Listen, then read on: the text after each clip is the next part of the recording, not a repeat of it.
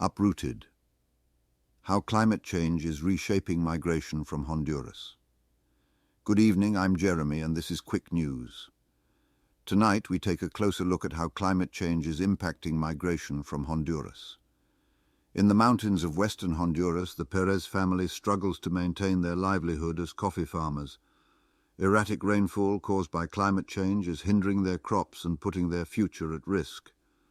Coffee plants need water to thrive, but the changing weather patterns are resulting in fewer berries and significant losses for the Pérez family. Their situation is not unique.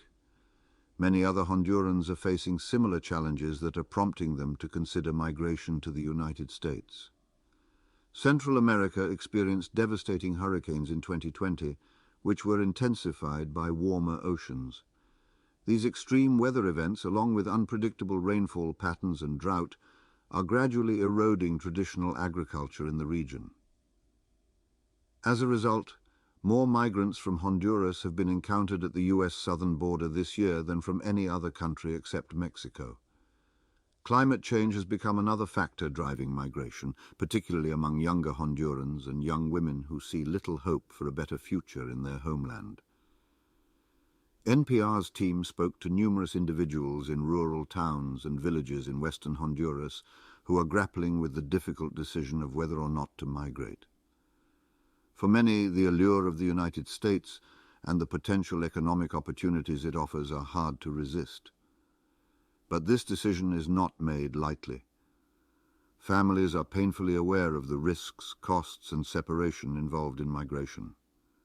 Alongside violence, corruption, and limited economic opportunities, climate change has become yet another impetus for individuals and families to leave their homes in search of a better life. The changing climate in Honduras has disrupted traditional farming practices that have sustained families for generations. Farmers who once relied on predictable rainfall to water their crops now face uncertainty and challenges due to irregular weather patterns. Climate scientists have observed that temperatures are rising, rain patterns are becoming irregular, and extreme weather events are becoming more intense. As a result, agriculture is increasingly seen as a risky venture for young people who do not see a viable future in farming. Migration becomes the only alternative for many. The Pérez family has personally witnessed the devastating impact of climate change. Catastrophic flooding caused by hurricanes in 2020 destroyed their store and damaged their coffee farm. They have worked hard to rebuild their lives and diversify their income sources. But the specter of the United States lingers as a potential solution. Migration has become a lifeline for many families in Honduras, providing economic stability through remittances that make up a significant portion of the country's GDP. The feminization of migration is another emerging pattern in Central America. Women and girls are increasingly migrating in equal numbers to men, and climate disruptions are believed to be a contributing factor. In rural Honduras, where women have traditionally depended on agriculture to survive, climate change exacerbates existing challenges of poverty, inequality, and violence.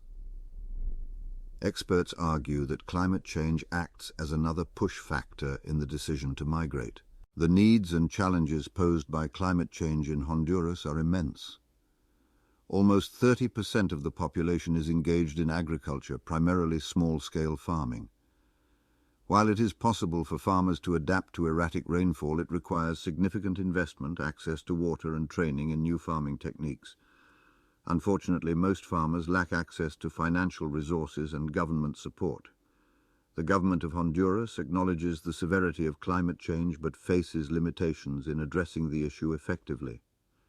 Efforts to combat the root causes of migration in northern Central America have been pledged by the United States, with over $4 billion committed from the private sector and more than $1 billion in aid. However, only a small fraction of this funding is directly allocated to climate change projects. The needs for investment and support in Honduras are substantial, requiring irrigation systems, efficient water management, and sustainable agriculture practices. Some farmers in Honduras are attempting to adapt to the changing climate. Edwin Gillen, a grower in San Geronimo, has built greenhouses and implemented drip irrigation to cultivate tomatoes year-round. While he has made significant investments and overcome the challenges, many farmers lack the means and support to do the same. Investment in agriculture and water management is critical to mitigate the impact of climate change and provide farmers with the tools they need to sustain their livelihoods.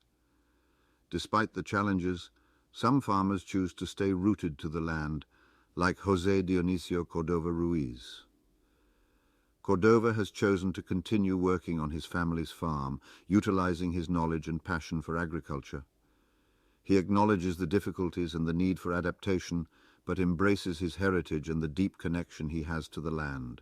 For many Hondurans, the decision to migrate is a complex one, driven by a myriad of factors including violence, corruption, limited economic opportunities, and the impacts of climate change. Families weigh the risks and rewards and grapple with the emotional toll of separation. The future is uncertain, but for some, migration offers the hope of a better life. That concludes our special report on climate change and migration from Honduras. Join us tomorrow for more news and analysis. I'm Jeremy for Quick News, and thank you for watching.